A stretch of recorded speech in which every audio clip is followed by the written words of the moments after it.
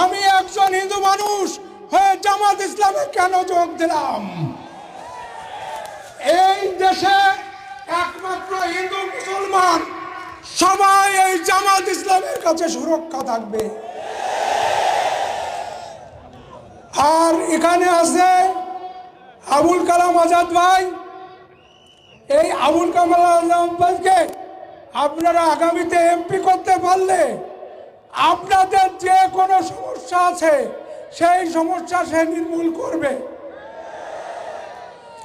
আর এখনো যদি সে কোনো কিছু চায়, আমার নেতা মিয়া গোলাম পরোয়ার আর ডক্টর শফিকুর রহমানের কাছে আমরা ক্ষমতায় আসিনি, তাতে কি এখনো কাজ করতে পারবো। আর আপনারা এই যে 5ই আগস্ট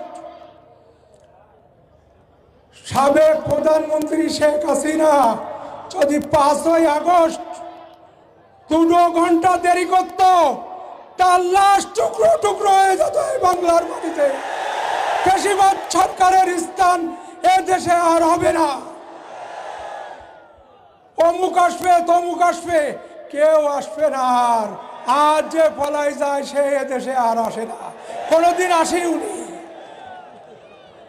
আর আমরা আগামীতে এখানে কালাম ভাইয়ের হাত শক্তিশালী করে এমপি বানাই নিয়ে সংসদে যাব।